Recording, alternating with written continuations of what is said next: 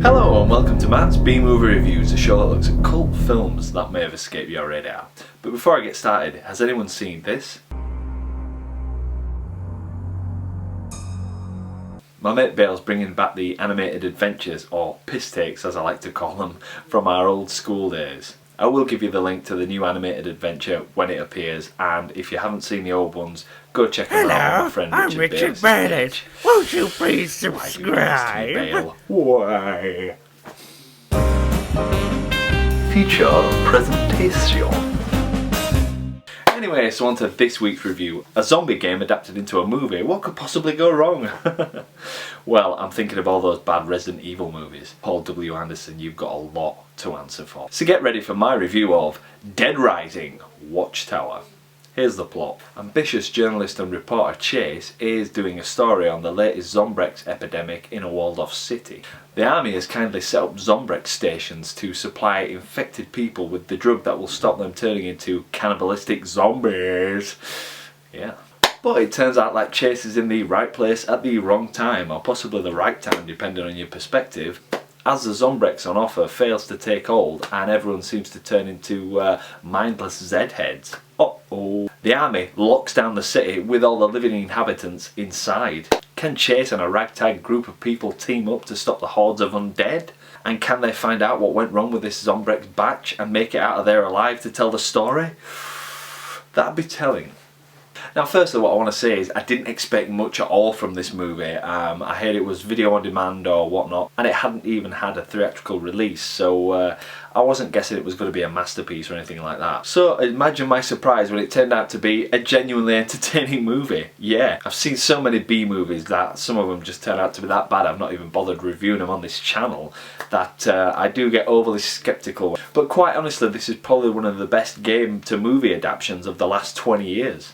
Another bonus for this movie is that it's set between DEADRISING 2 and 3 is a completely original storyline. Although saying that, I do imagine that if they followed the original game storyline, they probably would have run into some sort of legal problems. The fact that it was so similar to Romero's Dawn of the Dead, and he never got a penny for that game, which I always thought was a crime, because they even used him on the frigging box cover and said this is no way affiliated with Romero's Dawn of the Dead. But hey, that's nothing to do with me. I genuinely don't know if Romero ever fought with the game company about the concept of the game. Now what I really loved about the games is that you can get any weapons that you want and just create them and pick up anything to destroy the undead. Now as a nod to the game, the same thing's happening in the movie. Characters are just gaffer taping anything together to create some sort of wacky weapon, and I just love that concept. Best has got to be the chainsaw blade on the end of a big pole or whatever. I think it's featured on the main poster. You do want a bit of distance between yourself and the undead, so that's just about right. I think they even make some sort of bin lid as a shield with rotating razor blades on the end of it, so that was kind of cool as well.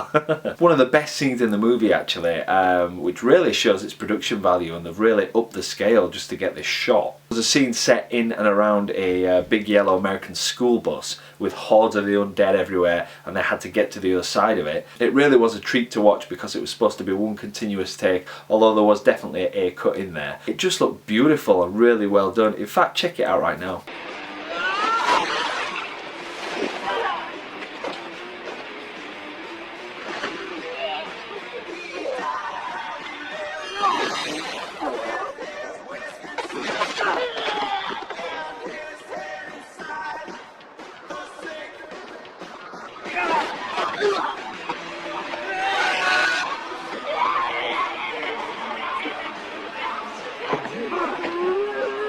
Love the bit where he slaps the cone on the zombie's head. Now I usually moan in these apocalyptic type movies where a character has a weapon and they just lose it really easily, but since obviously we're going for like the gameplay thing where you do lose the items, you have to pick up another one, the movie kind of has to have the characters drop in a weapon just so they can equip the next weapon, so that wasn't too bad and I went along for the ride. Another thing to note is the zombies look pretty good in themselves, which is usually something overlooked in most zombie films, unbelievably. I mean, if you can't get the zombie makeup right, why even bother? One thing I will point out is there's plenty of CGI blood flying about amongst some of the more practical effects. Although I think it was done pretty well because it didn't draw me out of the story like some movies do where it just looks that stupid. You think, what the hell were they thinking? So Well done on that point. In fact, this movie had one of the sickest zombie moments I've ever seen. It's very quick, but it is there. It's so refreshing to see an adaptation done really well and with an obvious love for the source material, so hats off to the filmmakers for this one. It's not perfect by any means, but it does rise way above the low budget zombie movies that have completely cluster-fecked the entire genre. Seriously, there's just a zombie movie out every week. It's ruining the entire thing. So I really can't recommend this movie enough to fans of the genre, fans of the game. If you like zombie movies, this is a really cool, fast, fun movie, and I just say go check it out right this second. Yeah, stop looking at me, go check it out. Personally, I'm going to give it a nice 4 zombie heads out of a possible 5. So as usual, thanks for watching, and I hope to see you next time.